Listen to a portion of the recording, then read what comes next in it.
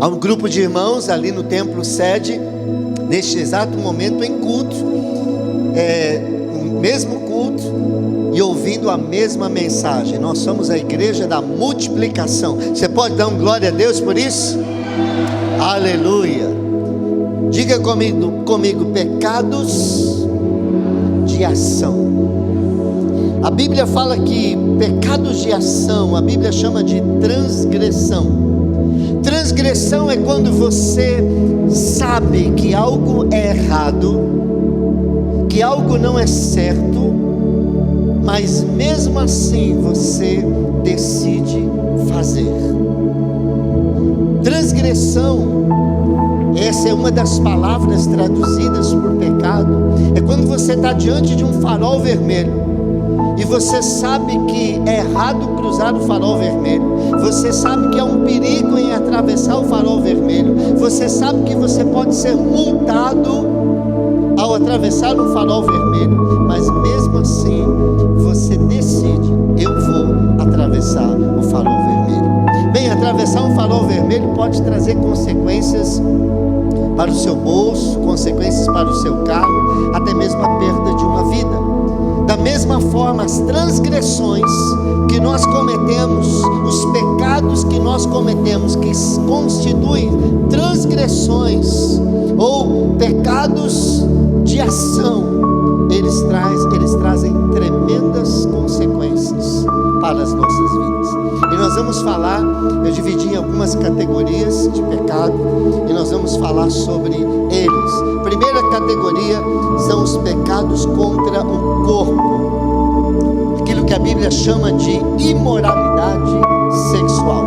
Quando você peca contra o seu próprio corpo. A palavra de Deus em Efésios 5, verso 5, nos diz assim: porque vocês podem estar certos disso, nenhum imoral, diga imoral, ou impuro, ou ganancioso, que é idólatra, tem herança no reino de Cristo e de Deus. A Bíblia fala que nenhum imoral tem herança no reino de Cristo e no reino de Deus. E nós vamos ver o que significa essa palavra imoral. Essa palavra imoral, ela está ligada a pecados na área sexual, pecados em relação ao corpo.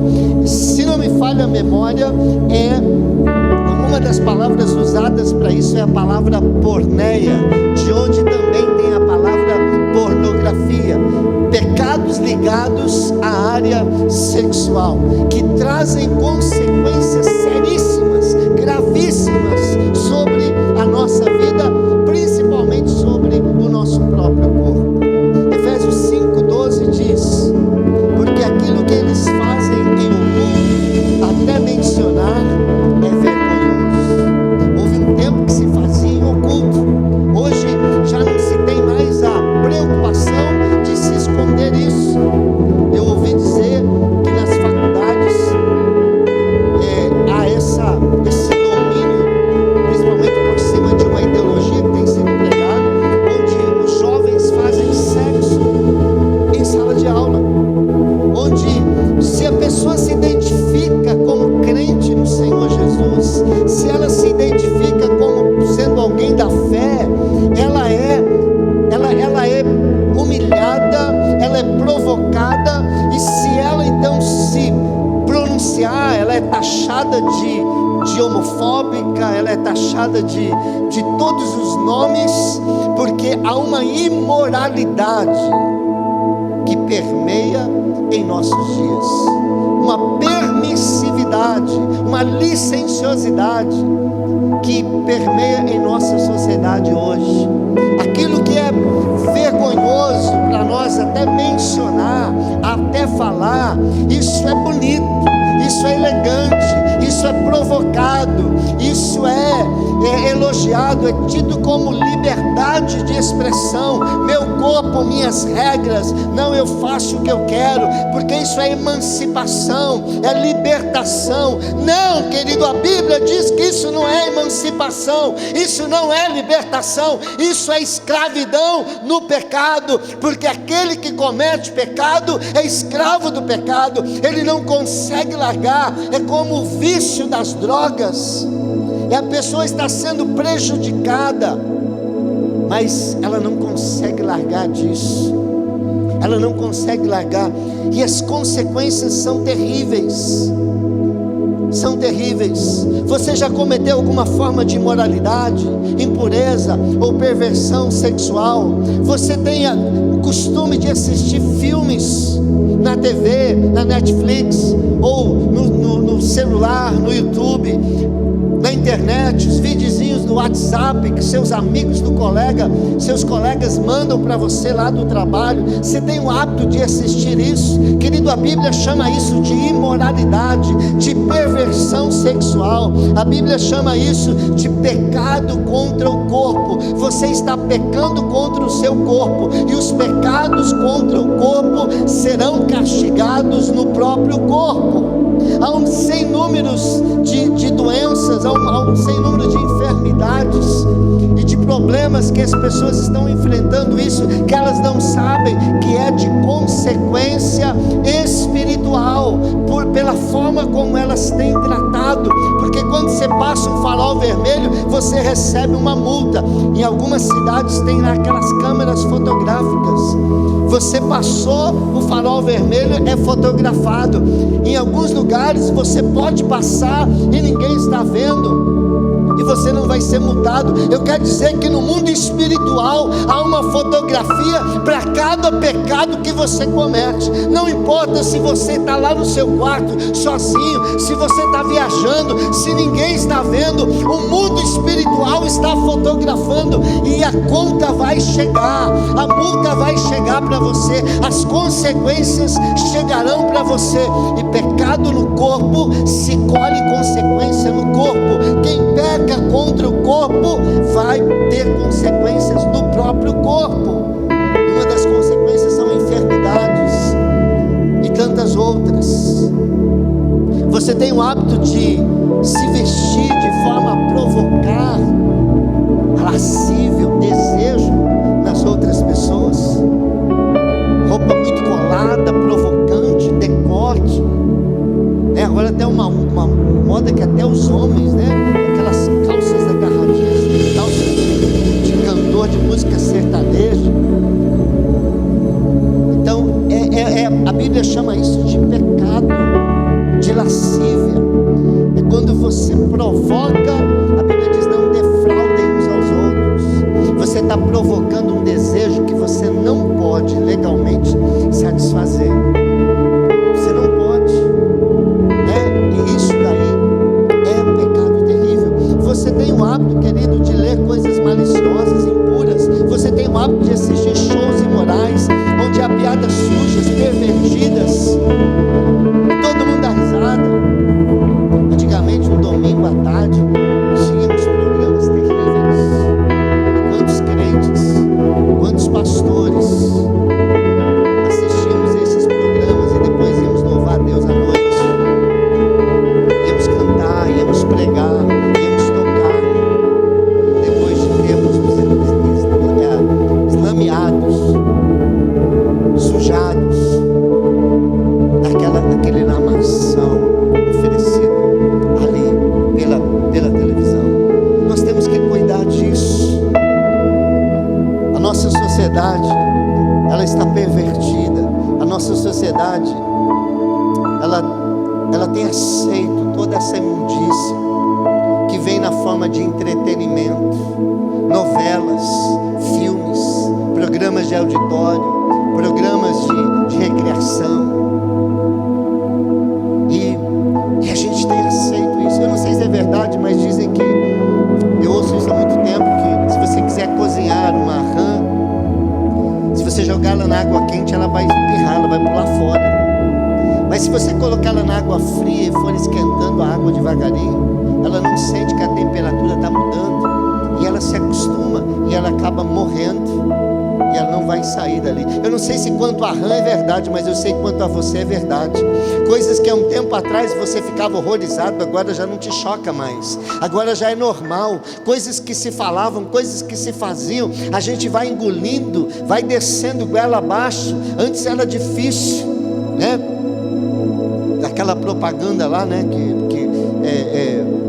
Vou usar aqui, mas no outro contexto, aquilo que descia quadrado agora desce redondo. Começa a descer redondo, você está acostumado. Querido, crente não se acostuma com o pecado. Crente não se acostuma com o pecado. Deus é infinitamente santo. Se você conhece seu glorioso poder e bênção, você deve rejeitar filmes, revistas, entretenimentos pecaminosos. Deve compreender que muitos dos programas apresentados nos horários nobres hoje, eles eram censurados alguns anos atrás. Os padrões do mundo vai mudando, mas os padrões de Deus continuam o mesmo. Não é ser quadrado, não é ser careta, mas se você quer uma vida com Deus, uma vida de santidade, você tem que pensar nisso. Você tem que pensar como que você tem, o que que você tem feito com o seu corpo. O que que você tem feito com o seu corpo. A gente ouve muito falar assim: meu corpo, minhas regras. Eu vou falar daqui a pouco sobre isso. Qualquer pessoa do mundo pode dizer isso, mas você que é crente não pode dizer isso. Porque nós vamos mostrar aqui que se você é crente, o seu corpo foi comprado e por um bom preço, é o preço do sangue de Jesus. Então você não pode dizer meu corpo, minhas regras, eu faço o que eu quero, ninguém paga minhas contas, ninguém tem nada a ver com isso. Se você não quer compromisso com Deus, você pode dizer isso, só que você não vai dizer, porque nesse mundo não há opção de ser livre. Ou a gente voluntariamente serve a Deus e vivemos uma vida de liberdade do pecado, mas você é um servo de Deus, ou você é um escravo do diabo. Não existe a opção neutra, não existe o centro no mundo espiritual. Ou você está num extremo ou você está no outro. Ou você serve a Deus ou você serve o diabo. Meu corpo, minhas regras, eu faço o que eu quero. A hora que eu quiser eu paro, a hora que eu quiser eu mudo. Não, porque eu mando na minha vida. Mentira! Quem pratica o pecado, diz a Bíblia, é escravo do pecado. Quem manda em você é o pecado, quem manda em você é o diabo. Se o Filho não vos libertar, você não será livre. Mas se o Filho vos libertar, verdadeiramente sereis livres. Só Jesus liberta do pecado. Aquele que pratica o pecado é escravo do pecado. Ele não consegue, muita gente fala assim, não, porque o crente ele não pode beber, o crente não pode fumar, o crente não pode ter sexo antes do casamento. Não, o crente não é o que não pode, o crente é o que pode. Ele pode não beber, ele pode não fumar, ele pode não se prostituir, porque é um poder do Espírito Santo na vida dele que o capacita a vencer o pecado. Mas você, sem Jesus, você não pode não fumar, sem Jesus você não pode não beber, sem Jesus você não pode não se prostituir, porque falta poder para vencer o pecado. Só Jesus nos livra do pecado, das garras do pecado que se atrelam à nossa alma, ao nosso corpo, à nossa vontade, para que a gente não faça aquilo que a gente quer. O mundo, a Bíblia diz que jaz no maligno, é como uma correnteza, está todo mundo sendo levado. Só Jesus te liberta dessa vida. Pecados, diga comigo, pecados contra o corpo. Agora diga comigo, pecados contra o corpo, que é descuidos que você tem com o seu corpo. Quando você é descuidado, quando você abusa do corpo, quando você descuida do corpo, querido, não é só beber, se drogar, o que é pecado. Se você tem uma tendência a ter diabetes e abusa do doce, isso é abuso do corpo, isso é pecado.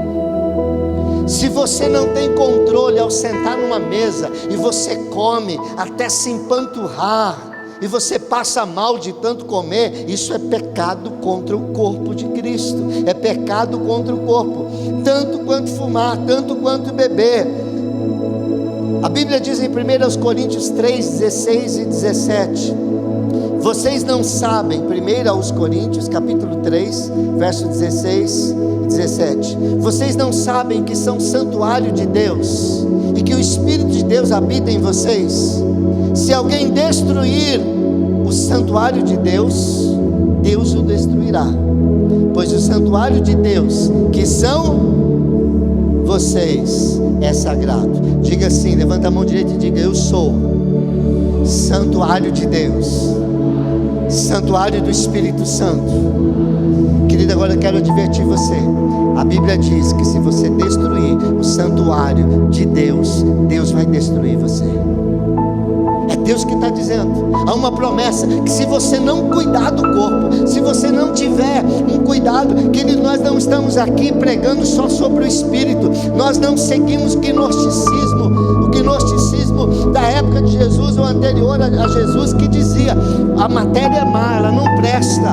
O que presta é o Espírito, é a alma, é o que está dentro, é a parte espiritual. E nós somos fagulhas de um Deus maior, que fomos aprisionados por um Deus menor, um demiurgo, aprisionados nesse corpo. Esse corpo é mau, não importa o que eu faça com ele. Eu posso beber, me prostituir, eu posso fazer o que eu quiser, mas na realidade eu preciso ser liberto deste corpo. Não, a Bíblia fala que este corpo é templo do Espírito Santo. A Bíblia fala em ressurreição. Você não é uma alma habitando num corpo, você é corpo, alma e espírito. E a Bíblia diz que Jesus morreu, mas ele ressuscitou. E a Bíblia diz que aqueles que creem em Jesus ressuscitarão também. O corpo é importante. Se o corpo não fosse importante, o arcanjo Gabriel, se não me falha a memória, não teria disputado com Satanás o corpo de Moisés quando Moisés morreu. Diz a Bíblia, eu não entendo o que foi aquilo, mas está relatado lá. Moisés morreu e o diabo queria se apropriar do corpo de Moisés, e vem um arcanjo e fala: aqui não, Satanás, para trás, esse corpo é santo, você não vai pegá-lo.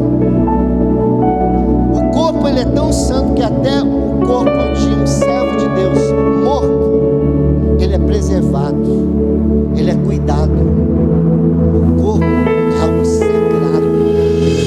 Você já foi em uma igreja, um templo bonito, e você senta, você entra e você sente a presença de Deus como sendo um lugar, um santuário. Poxa, aqui a gente sente uma paz, a gente sente a presença, mas eu quero dizer que este santuário sagrado é o seu corpo, e o que você faz com ele é importante no mundo espiritual.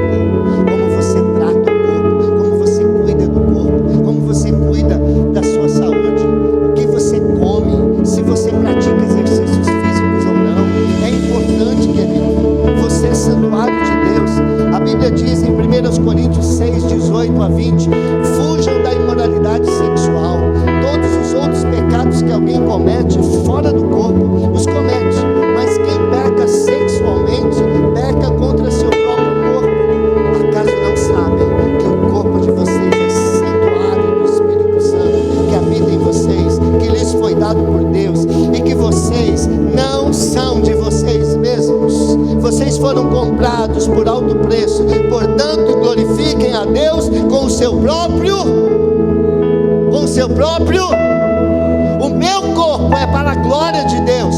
O meu corpo foi comprado por Deus. O meu corpo é templo do Espírito Santo. Querido, põe a sua mão no seu corpo e diga assim, fala o seu nome e diga assim: isso não te pertence mais. Esse corpo não te pertence mais. Sabe, querido, algumas pessoas perguntam para mim: pastor, tatuagem pode? Piercing pode, pastor? Eu falo que ele está perguntando para a pessoa errada. Digamos que você mora numa casa alugada, e o Joe mora numa casa, né? Eu não sei porque quem mora em casa alugada aqui? O Cristiano Cristiano fala assim: o pastor Devani, fala para mim, eu estou querendo derrubar uma parede lá da minha casa. É sua casa? Não, não é alugado, eu quero derrubar uma parede. Eu queria perguntar, eu posso ou não posso? Eu falo: meu filho, você está perguntando para a pessoa errada. Você tem que perguntar para o dono da casa. É o dono da casa que pode dizer se pode ou não pode.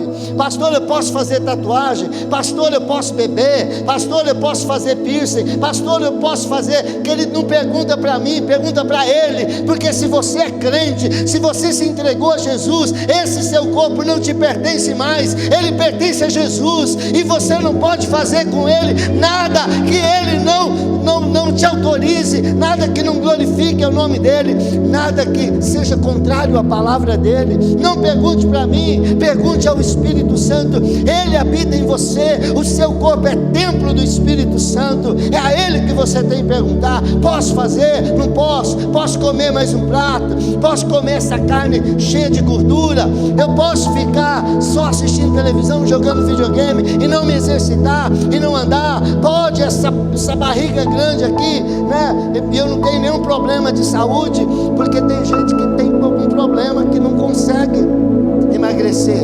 Mas o problema de muitos que não conseguem emagrecer é que não consegue fechar a boca.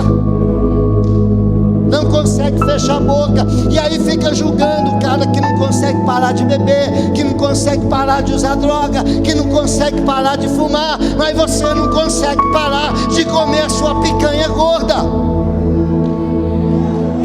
e de exagerar nos doces. Isso é pecado também, pecado contra o corpo de Cristo.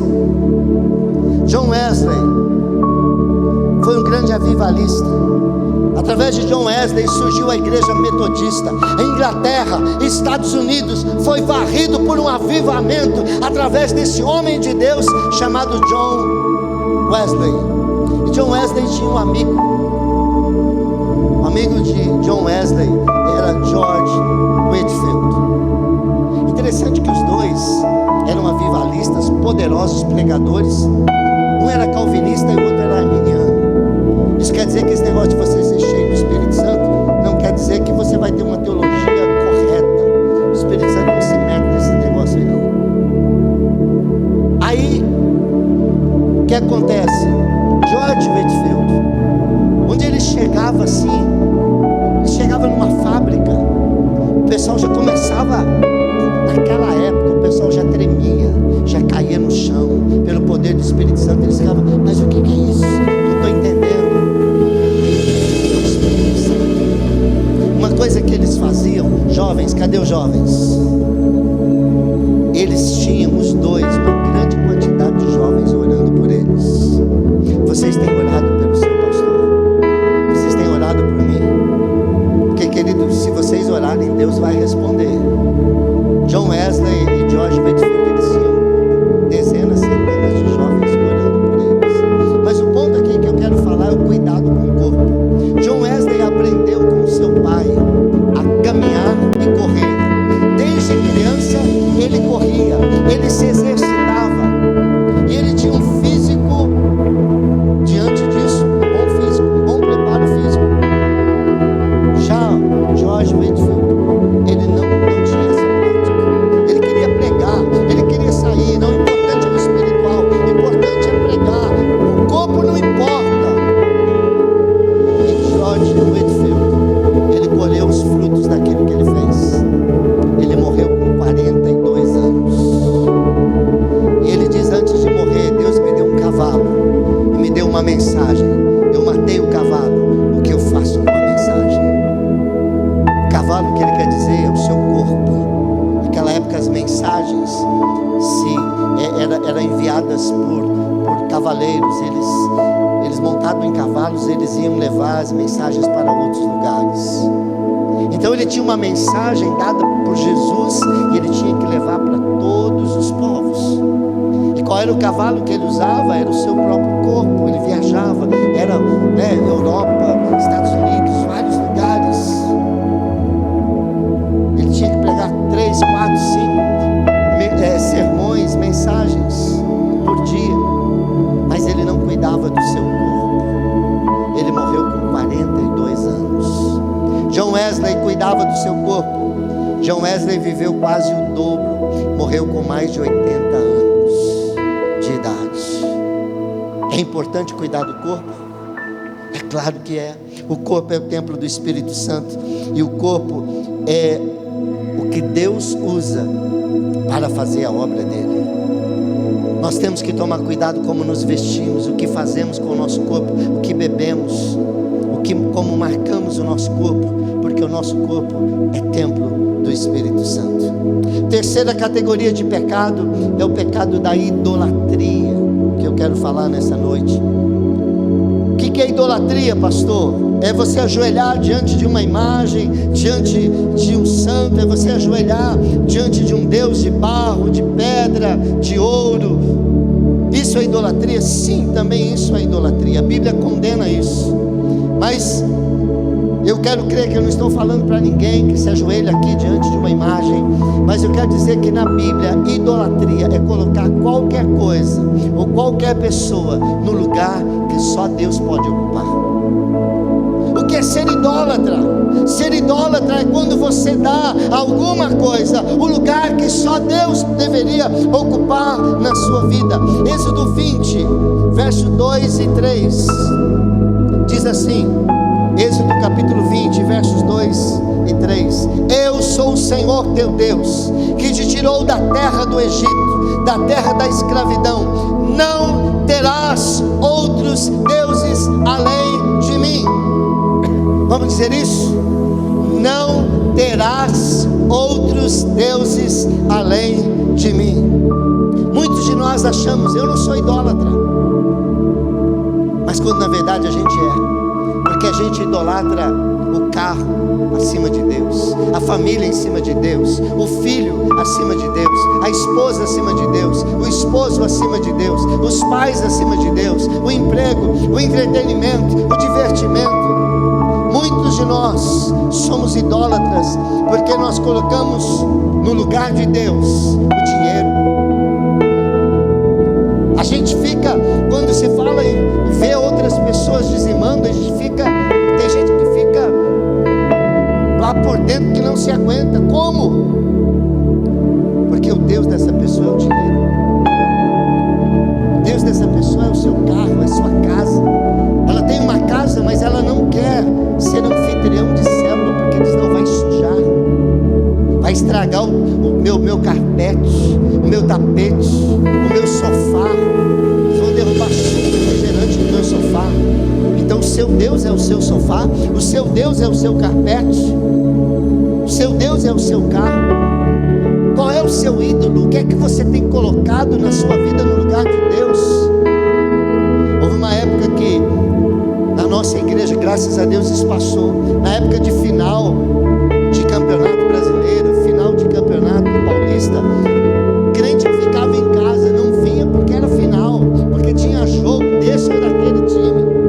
Idolatria, coloca o time de futebol acima de Deus, acima do culto, acima de Jesus. A Bíblia fala que isso é o pecado da idolatria. Mateus 6,24 diz, ninguém pode servir a dois senhores, pois odiará um e amará o outro, ou se dedicará a um e desprezará o outro. Vocês não podem servir a Deus e ao dinheiro. Você já transgrediu esse primeiro mandamento? Você já colocou alguma coisa no lugar de Deus? Tem algo que ocupa o lugar que só Deus deveria ocupar na sua vida? O lugar de número 1, o lugar de maior importância na sua vida, que deveria ser ocupado por Deus, está sendo ocupado por alguma outra coisa? O seu trabalho, o seu dinheiro tem se tornado o seu Deus? Querido, o que eu estou pregando aqui é tirado de um livro, O Retorno à Santidade, de Gregory Friesel. E eu anotei aqui uma frase que é dele, integralmente dele, para um período que nós estamos vivendo. E eu sei que cabe para muitas pessoas, porque eu estou estarrecido como há pessoas extremamente fanáticas por partidos e por nomes e por ideologias. Elas negam a sua religião, elas negam o seu pastor, elas negam o seu Deus, mas não negam a sua ideologia e o seu partido. Contra todas as provas, ou a despeito de todas as provas, as pessoas elas se negam a crer na evidência, porque simplesmente aquele partido ou aquela ideologia se tornou o Deus daquela pessoa. E a gente tem visto, tem conversado com pastores por todo o Brasil. A gente tem grupo de WhatsApp com mais de 200 pastores, com grupos de... e isso tem sido um problema que os pastores têm enfrentado, porque o pastor pode falar de tudo, mas ele não pode falar de política. Quem acha que o pastor não pode falar de política tem que estudar a etimologia da palavra política. O pastor não pode fazer politicagem, mas política tem a ver com sociedade, tem a ver com o bem-estar das pessoas. E o pastor é aquele que está preocupado com o bem-estar da polis. Política vem de poli, que é cidade, e tica, se não me falha a memória, que é bem-estar. Se tem alguém que tem que estar preocupado com o bem-estar da polis, da cidade, esse é o seu pastor. A Bíblia diz: orem pelo bem da cidade, porque havendo paz na cidade, vocês terão paz. Eu não tenho compromisso com partidos, com homens, com ideologias. O meu compromisso é com Jesus. Eu sou cidadão deste mundo, eu tenho que exercer a minha cidadania, mas eu sou cidadão celestial. E as leis celestiais sobrepujam as leis humanas. Se eu tiver que ir para a prisão porque uma lei humana está me proibindo fazer uma coisa que a Bíblia me manda fazer, eu vou para a prisão. Porque importa antes obedecer a Deus do que aos homens. E aí o pastor não pode falar, os pastores não podem pregar, mas aí eu vou para a escola, e aí eu vou para a universidade, e ideologia de gênero, e não sei o que, e marxismo, e comunismo, e não sei o que, e eu vou bebendo todas aquelas coisas, e eu vou deixando a Bíblia de lado. A Bíblia já não tem importância, já não tem o valor, ela já não tem aquele peso, porque eu fiz daquela ideologia o meu Deus. Se tem alguém aqui que foi doutrinado, eu trabalhei com uma pessoa, comecei a trabalhar com 14, 15 anos com essa pessoa, e ela dizia: não, para aí o que você está fazendo, vem cá. E ela ficava 1 hora, às vezes 2 horas por dia, me doutrinando para ser um marxista. Todos os dias essa pessoa falava para mim Marx, de Lenin, do comunismo, e falava, e na época onde o comunismo da Rússia não tinha caído ainda, onde o comunismo ainda estava em auge, e martelava, e martelava, e martelava, e martelava, mas aqui dentro eu tinha uma profunda base da palavra de Deus. Isso é muito lindo, mas isso aqui vai contra a palavra de Deus. Isso aqui é muito maravilhoso, mas conforme ele falava e eu estudando isso contraria a palavra de Deus. E se contraria a palavra de Deus, eu prefiro morar em um local onde eu não tenha condições físicas, onde não tenha saúde, onde não tenha moradia, mas eu estou de acordo com a palavra de Deus, a morar num palácio, mas negar a palavra de Deus, porque eu não procuro o meu bem, eu procuro a glória de Deus. Eu sou servo de Deus, e a minha vontade, ela não tem nenhuma importância, porque eu sou servo, como Paulo pregava. Paulo, apóstolo de Jesus Cristo, servo de Jesus, servo. E a palavra servo aqui é a palavra escravo. Ele era escravo de Jesus. Eu não tenho direito a ter ideologia. A minha ideologia é aquela que eu acho que combina com Cristo, com a palavra de Cristo. Eu não tenho direito, como pastor e como servo de Deus, dizer: ah, eu acho que poderia fazer aborto. Se eu sou bíblico, eu não tenho direito de dizer eu acho. Eu acho que pode, eu acho que não pode. Não, a Bíblia diz que não pode, então não pode. Não importa o que eu acho, o que importa é o que a Bíblia diz.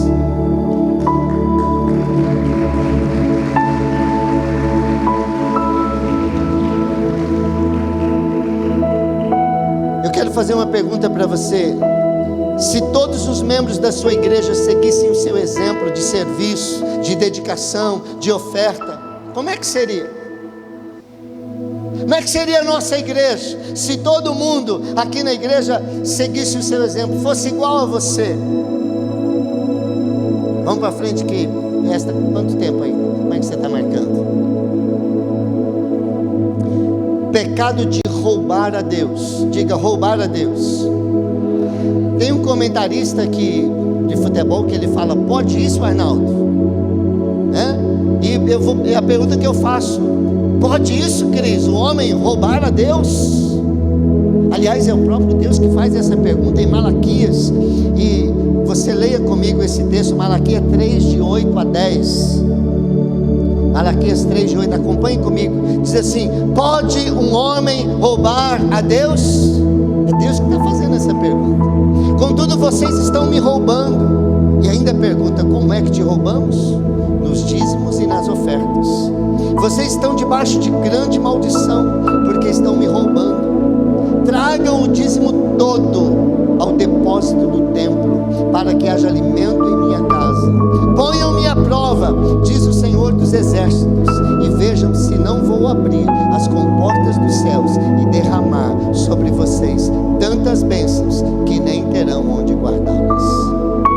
O dízimo é bíblico, o dízimo é de Deus, é lei de Deus, é princípio de Deus, que 10% de tudo aquilo que você ganhar, você tem que trazer à casa do Senhor. Eu vi agora recentemente que um pastor de uma igreja, de uma pessoa ligada à minha família, essa pessoa diz assim: eu não vou dar mais o dízimo. Por quê? Não, porque o pastor falou que o dízimo é assim: você pega o dízimo, se tem alguém lá necessitado, você vai lá e ajuda aquela pessoa. Se tem um mendigo, você compra uma marmita para ele. O dízimo é para você fazer o bem. Não, querido, o dízimo não é isso. A Bíblia diz: tragam o dízimo à casa do Senhor, para que haja alimento na minha casa. Se você deu o seu dízimo e você vê alguém ali necessitado, quando você, eu não posso, aliás, eu até faço isso, eu creio que pelo respeito ele até faria. Eu estou andando com o Cris e eu falo assim: Cris, ó, tá vendo aquele mendigo? Compra para ele uma marmita. Pelo respeito, por ser meu discípulo e por andar comigo, ele até faria. Mas aí eu não posso sair para dizer: não, tá vendo, eu ajudei aquele mendigo. Não, você não ajudou, quem ajudou foi o Cris, porque foi o dinheiro dele. Então, quando você faz caridade, boa obra, ajuda as pessoas com dízimo, não é você que está fazendo, é Deus, porque você está roubando de Deus para fazer algo que você deveria fazer. A Bíblia diz que 10% do que nós recebemos não pertence a nós, é de Deus. E se eu usar, eu estou roubando a Deus. Eu estou roubando a Deus.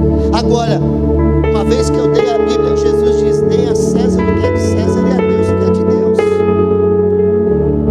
Uma vez que você devolveu o seu dízimo, você também deve ajudar. A Bíblia fala: dar uma cesta básica, ajudar quem que compraram alguma coisa, ajudar as pessoas, ajudar os irmãos, mas não ajudar com aquilo que não é seu, com aquilo que não te pertence.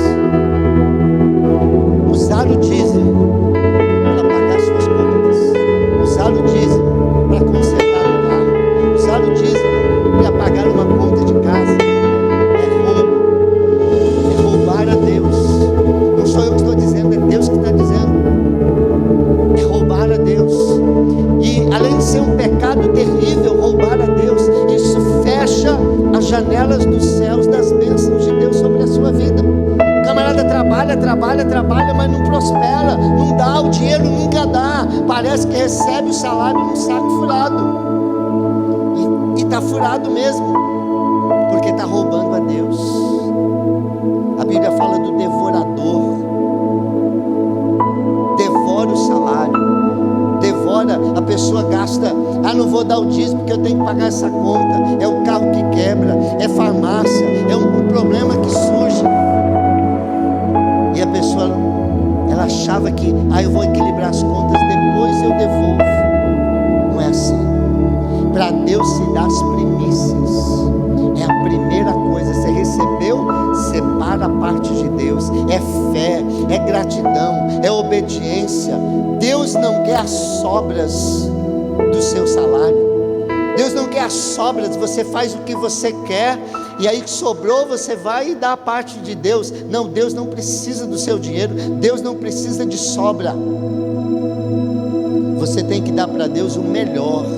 É assim como o jovem que diz assim: eu vou viver no mundo, eu vou lá, vou aprontar, quando eu tiver velho eu venho para a igreja.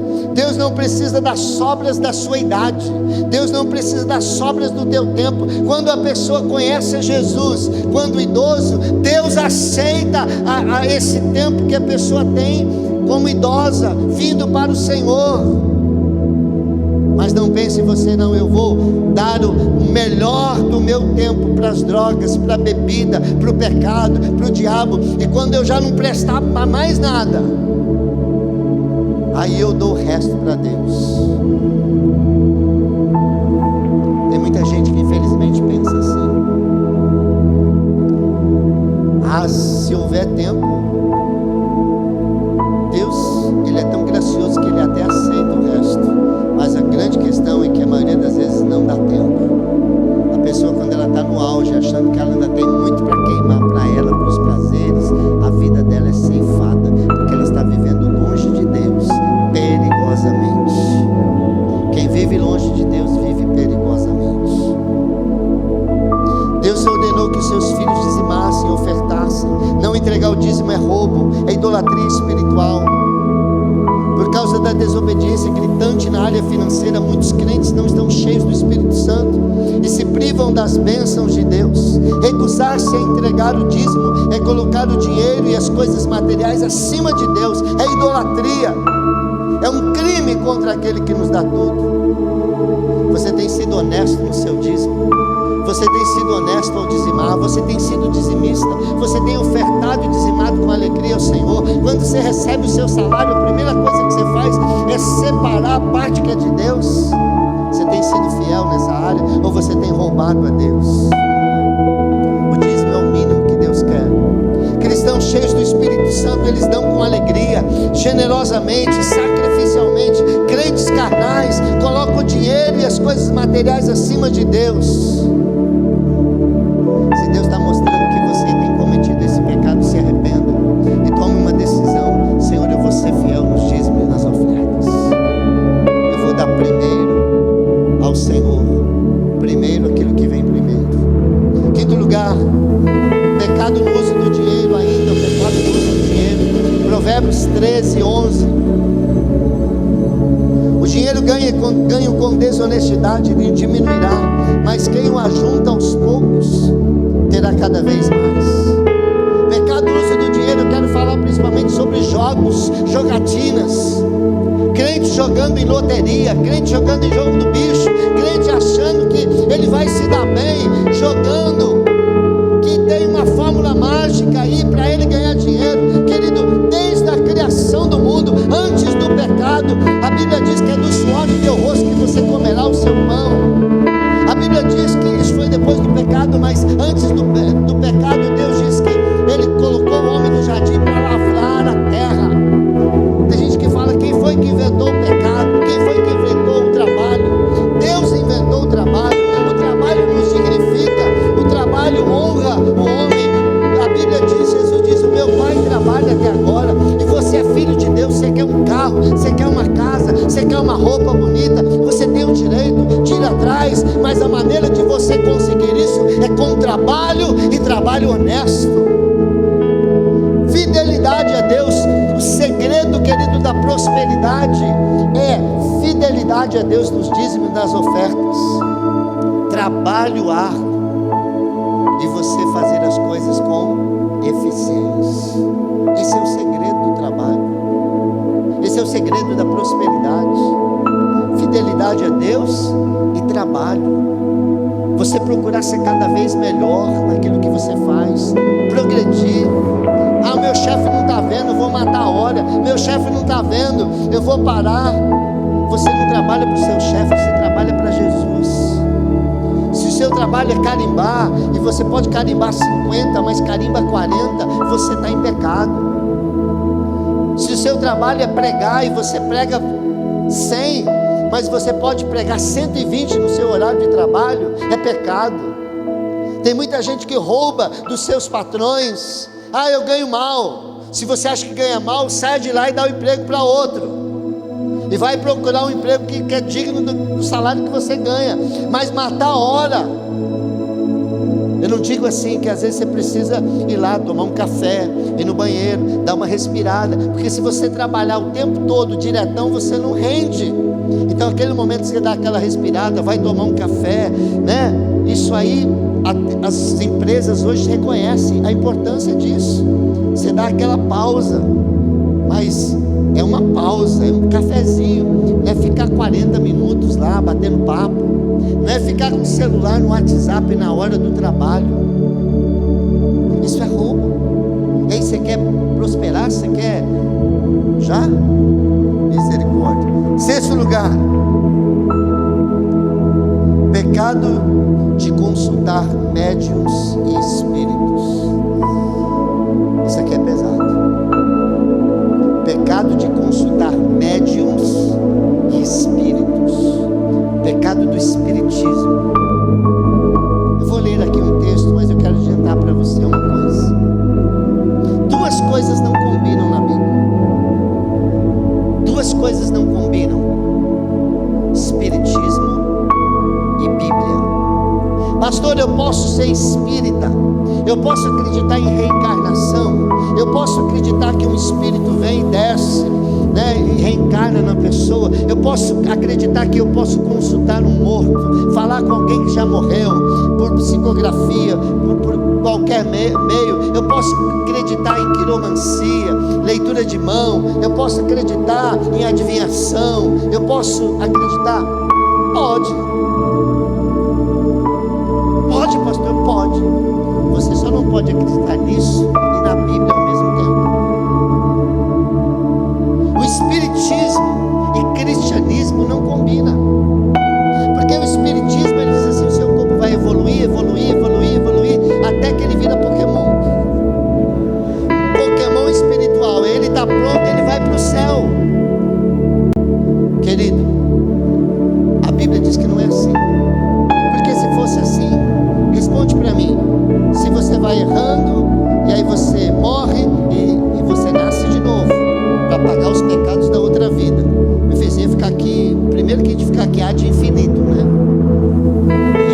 Reencarnando, cada vez que a gente reencarna, a gente peca mais ainda, e tem que voltar, e tem que voltar, e tem que voltar, e nunca ia acabar esse ciclo.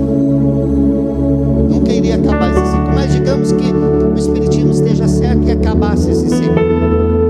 Você reencarnou, evoluiu, virou Pokémon, agora já está pronto, é um espírito de luz, pode ir embora, não precisa voltar mais. Aí eu pergunto para você, a Bíblia fala em ressurreição, não em reencarnação. Onde fica a ressurreição? Se o seu espírito evoluiu, foi embora, está pronto, não precisa voltar mais. Então espiritismo e ressurreição não combinam. Outra coisa, a Bíblia fala que nós somos salvos pela obra de Cristo, e não pela graça. Sois salvos por meio da fé. Isso não vem de vocês, é dom de Deus. A Bíblia fala que a salvação é um presente de Deus. Mas espera aí, no espiritismo eu ganho a minha salvação, eu vou fazendo boas obras, eu vou ajudando. É uma boa filosofia o espiritismo. Os espíritas tendem a ser pessoas melhores, eles cuidam dos pobres, eles tratam melhor as pessoas. É uma boa filosofia, só que não é bíblica. A Bíblia não ensina isso. Ou você crê na Bíblia, ou você crê no espiritismo. O seu espírito não evolui. O seu espírito precisa ser resgatado, salvo, redimido pelo sangue de Jesus. Agora, pastor, eu sou crente, eu não creio no espiritismo, eu não creio na reencarnação, eu creio na ressurreição, já entreguei a minha vida para Jesus. Mas deixa eu perguntar para você. Você pega aquela revistinha lá quando você está no hospital ou lá no consultório médico, que está escrito lá horóscopo. Você dá uma consultadinha ali. Hã? Você faz isso?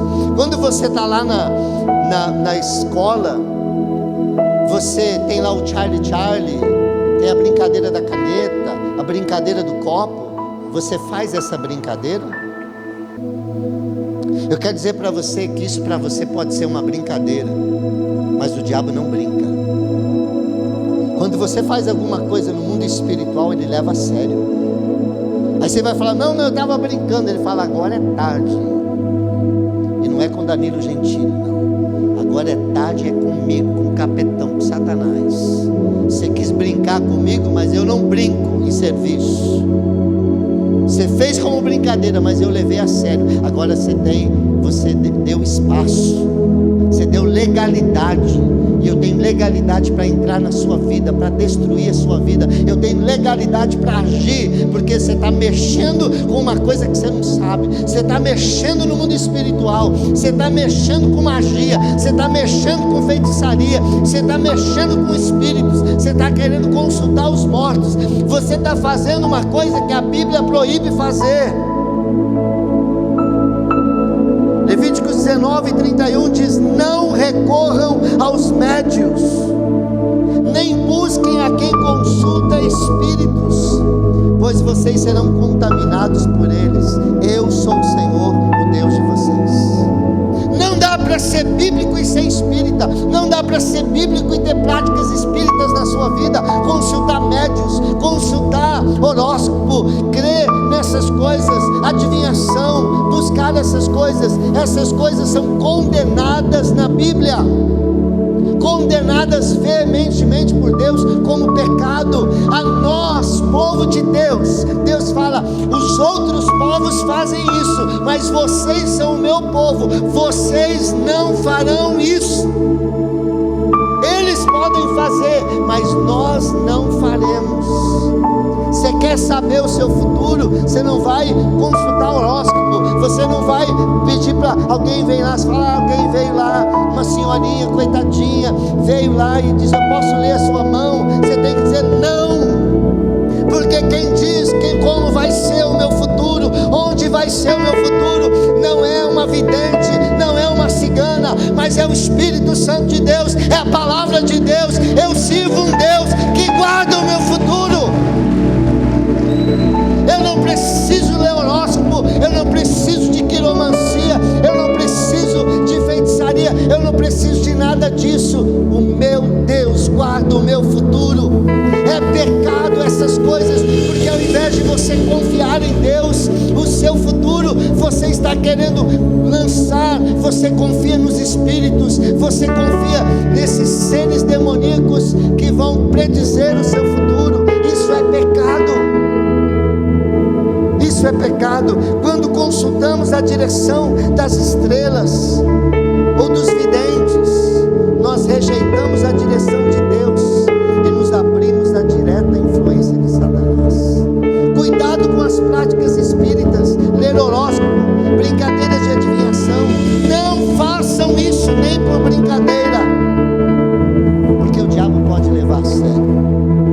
Você já consultou horóscopo, vidente ou qualquer forma de ocultismo, buscando direção para a sua vida? Você tem permitido que a filosofia da nova era entre em sua mente através da leitura de livros que exaltam mais o ser humano do que a Cristo? Você lê materiais que promovem mais a exaltação de si mesmo do que a humilde rendição a Jesus Cristo? Você possui livros em sua casa que promovem o humanismo, a filosofia da nova era, espiritismo? Você deixa seus filhos assistirem programas que promovem essas ideias espíritas ou da nova era? Se Deus está mostrando que você de alguma forma se envolveu no ocultismo, se arrependa, peça perdão, feche essa brecha que você abriu para o diabo e nunca mais volte a deixar que essa prática faça parte da sua vida. Em nome de Jesus, feche as brechas, feche todas as brechas. Amém? Tome atitudes específicas para remover essas influências de sua casa e de seu coração. Se não fizer isto, estará abrindo a porta do seu lar para ataques satânicos que atingirão a todos que lá vivem. Sétimo lugar, pecado de comprometer a verdade da palavra de Deus. Apocalipse 2, 14 e 15 diz: no entanto, tenho contra vocês algumas coisas. Vocês têm aí pessoas que se apegam aos ensinos de Balaão, que ensinou Balaque a armar ciladas contra os israelitas, induzindo-os a comer alimento sacrificado a ídolos e a praticar imoralidade sexual. De igual modo, você tem também os que se apegam aos ensinos dos nicolaítas. Esse é aquele que, ao invés de ter compromisso com a palavra de Deus, compromete a palavra de Deus. É uma Maria vai com as outras, que quando está numa roda, ou quando ouve, ou quando lê um livro, ou quando está diante de um guru, ele diz assim: a Bíblia diz isso, mas o meu professor da universidade falou isso. A Bíblia diz que Deus criou o mundo, mas ele diz que não é assim, não é desse jeito. E você nega a palavra, você compromete a palavra para se comprometer com alguém que você mal conhece.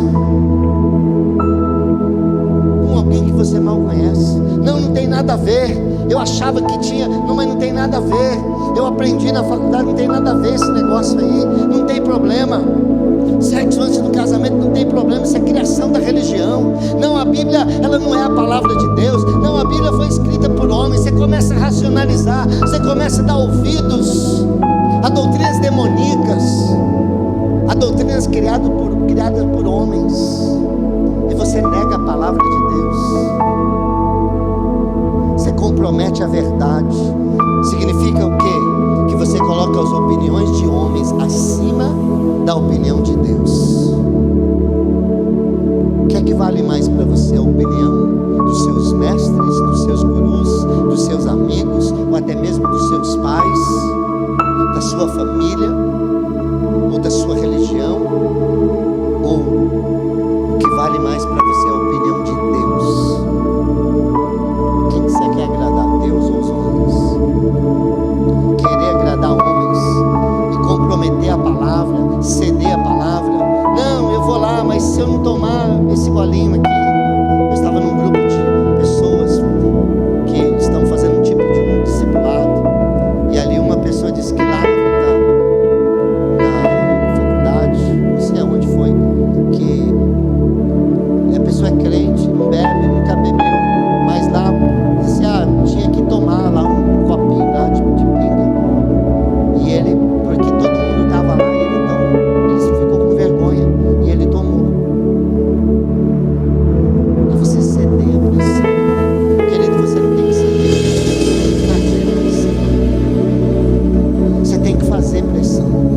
Eu oro para que o Senhor levante uma juventude forte, que diante de professores que se levantam contra a palavra, professores que têm ideologias contrárias aos princípios da palavra, professores que não creem em Deus, professores que são ateus, professores que negam a palavra, ele se levanta, ele não está importando que alguém vai tirar o sarro, ele não está se importando se ele vai ser perseguido, mas ele vai se levantar e vai se posicionar.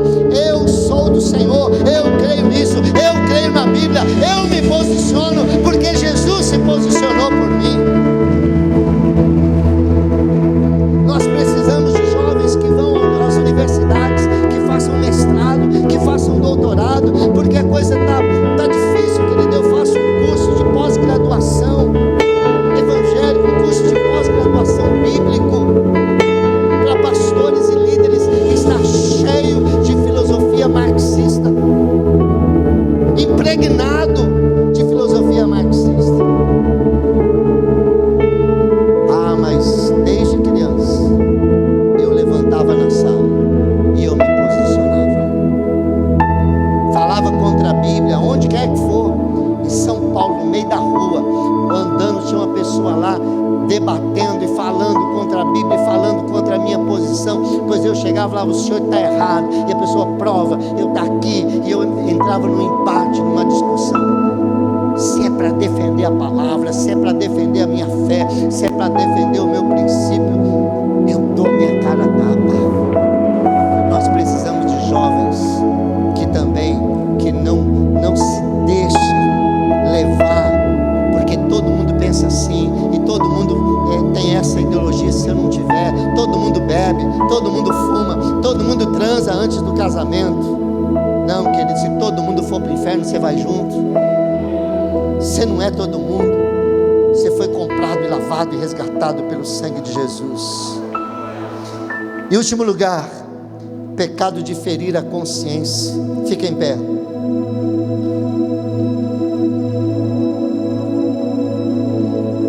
Eita Deus, o tempo corre, voa. E a poupança Bamerindos nem existe mais. Se você lembra disso, é que você vai denunciar a sua idade, né? Quem conhece essa... O tempo passa, o tempo voa. E a poupança Bamerindos continua? Já era. Romanos 14, 23. Pecado de ferir a consciência. Isso é muito sério. Vamos ler juntos Romanos 14, 23. Mas aquele...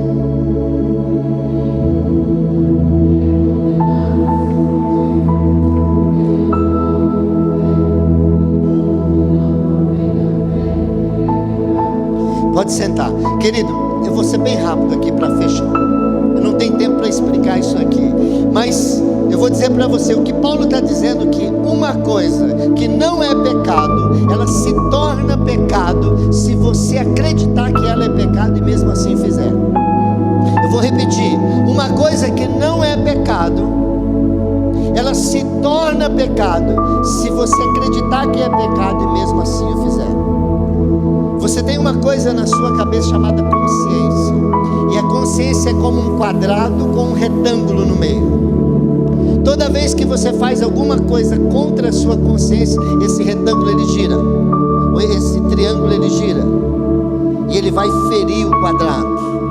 Vai machucar. E aí você começa a ter uma crise de consciência. Começa a doer a sua consciência. A consciência é a lei de Deus gravada nos nossos corações. Todo mundo tem consciência. Somente um pequeno grupo que tem uma doença que eles não têm consciência, que são os psicopatas. Eles nasceram com um defeito de fábrica e a consciência não acusa. Assim dizem os psiquiatras e psicólogos. Mas a maioria de nós, a consciência acusa. Agora a consciência acusa de acordo com um padrão que você coloca na sua mente. É como um programa de computador. Você alimenta o computador da sua mente com informações. E aí, por exemplo, se você for na minha casa, você não vai me ver na minha casa. Dificilmente você vai me ver sem camisa. Se você me vir, dificilmente você vai me ver de bermuda. É pecado andar sem camisa? Não é pecado andar sem camisa. É pecado usar bermuda? Não é pecado. Mas eu fui criado assim. Eu tenho uma vergonha, eu tenho uma coisa. E para mim é difícil. Eu sentar à mesa sem camisa. Às vezes eu estou lá no quarto, só eu e a Patrícia, e eu fico sem camisa. Aí eu vou, tá pronto o almoço, eu vou para lá. Estou sem camisa, já vou botar uma camisa. Uma questão de criação. Por exemplo, pastor, tomar uma taça de vinho é pecado. A Bíblia diz que quer comais ou bebais ou façais qualquer outra coisa, fazendo para a glória de Deus. Você consegue pegar uma taça de vinho e dizer: Deus, eu te glorifico pela uva, pelo vinho. Eu estou aqui agora comendo esse jantar com a minha esposa em casa. Eu vou tomar essa taça de vinho para a tua glória. Tome para a glória do Senhor. Agora, em casa eu tomei a decisão, eu não tomo bebida alcoólica. Em casa não entra bebida alcoólica. Pelos problemas que eu tive na minha família, por irmãos meus que sofrem com isso, e pelo que eu vejo que o álcool faz. O problema não é o álcool, o problema é a incontinência das pessoas. Mas eu tomei a decisão de não beber. De não beber. Mas, por exemplo, se eu fosse beber, para mim, tomar uma taça de uva, uma taça de vinho, não condena a minha consciência. A menos agora que eu fiz esse voto com Deus de não tomar, de não beber. Não fere a minha consciência. Mas pegar um copo de cerveja fere a minha consciência. Biblicamente não há diferença em um copo de cerveja e um copo de vinho. Eu nem sei a quantidade etílica dos dois, se qual que é maior, qual que é menor.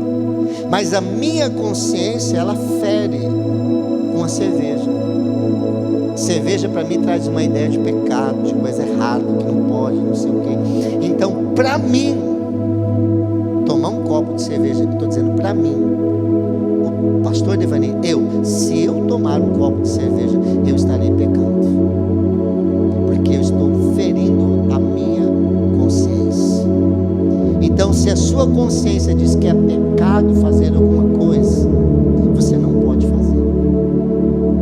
Até que a sua consciência, a Bíblia fala de boa consciência, né? E fala de uma consciência limpa. O que é uma consciência limpa, Joe? Eu creio que isso é errado, então eu não faço. Minha consciência está limpa. Eu creio que isso é certo, então eu faço. Minha consciência está limpa. Paulo perseguia e ele até matou um dos seguidores de Jesus antes dele se converter. E ele diz que ele servia a Deus com a consciência limpa desde os seus antepassados. Quando Paulo consentiu na morte de Estevão, a sua consciência estava limpa de que ele estava a serviço de Deus. A sua consciência não o acusou, porque ele achava que era certo. Mas quando ele tem um encontro com Cristo e ele começa a aprender verdades da palavra de Deus, a consciência dele não é apenas limpa, mas agora ele tem uma boa consciência. E aí ele vai ver, não, aquilo que eu fiz foi errado, foi pecado. E aí ele se arrepende, ele pede perdão. Entende a diferença de uma consciência limpa e uma boa consciência? Uma consciência limpa é quando você não deixa a consciência te acusar. Está acusando, não faz. Pastor, é certo fazer isso ou não é? O que é que diz a sua consciência? Minha consciência diz que é errado. Se a sua consciência diz que é errado, então é errado. Não faça. Nunca haja de maneira contrária à sua consciência, porque ela foi deixada aí por Deus, como lei de Deus no seu coração. Mas agora, pastor, será que é mesmo? Aí você começa a ler a Bíblia. Ler a Bíblia. Ler a Bíblia. Estudar. E aí você vê, não, isso não é pecado. Isso não é pecado. Isso não é pecado. A Bíblia não condena. Aí a sua consciência agora fala, não, então eu vou